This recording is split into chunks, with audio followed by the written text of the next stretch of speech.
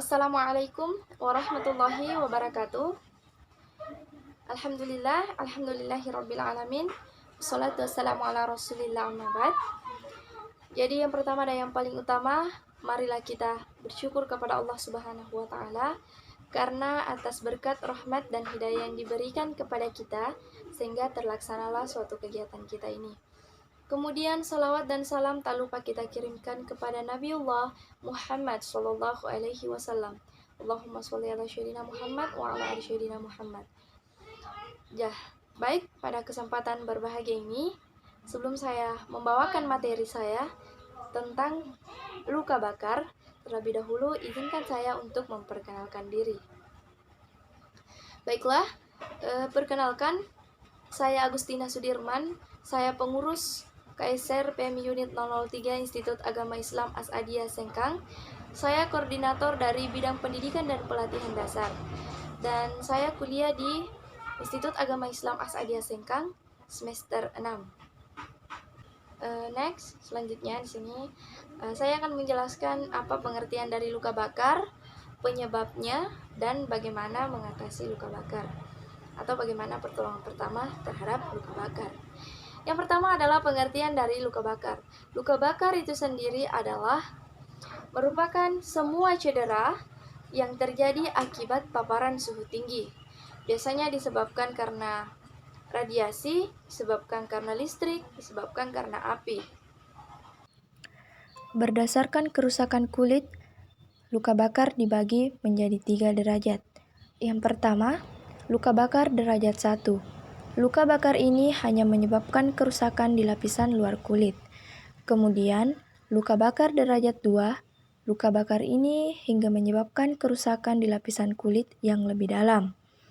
Dan yang terakhir adalah luka bakar derajat 3.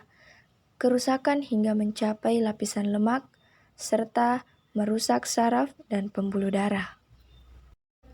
Nah, inilah dia contoh luka bakar derajat 1. Luka bakar derajat 2 dan luka bakar derajat 3. Kemudian yang terakhir adalah bagaimana sih penanganan dari luka bakar itu sendiri. Nah, penanganan dari luka bakar mungkin yang biasa teman-teman temukan adalah dengan mengolesi mentega atau odol, minyak, oli, dan sebagainya. Nah, sekedar informasi kepada teman-teman, apabila menemukan luka bakar, jangan diolesi mentega, oli, ataupun odol. Nah, terus apa yang dilakukan? Yang dilakukan adalah dengan mengaliri air mengalir. Kemudian lepaskan juga perhiasan apabila ada perhiasan di sekitar luka bakar tersebut. Mungkin tadi muncul pertanyaan mengenai kenapa harus air mengalir. Nah, pertanyaan itu kenapa harus air mengalir? Karena jika air yang tenang dalam wadah itu akan penanganannya akan sedikit lebih lambat dibanding dengan penanganan air mengalir. Kenapa? Karena kalau air dalam wadah itu panasnya keluar tapi hanya di sekitar area itu sendiri. Beda dengan air mengalir, dia akan mengalir, uapnya akan mengalir. Nah, kemudian apa yang dilakukan apabila setelah disiram air mengalir itu tutup luka bakar. Dan yang terakhir adalah hubungi fasilitas kesehatan. Terima kasih atas kesempatan dan waktu yang diberikan kepada saya.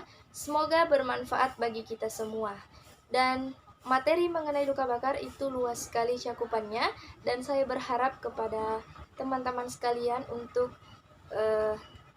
belajarnya tidak hanya sampai di sini. Banyak sekali referensi materi yang bisa kita temui. Dan pesan terakhir saya, tetap patuhi protokol kesehatan dengan memakai masker, mencuci tangan, dan menjaga jarak. Wabillahi taufiq wa sa'adah. Assalamualaikum warahmatullahi wabarakatuh.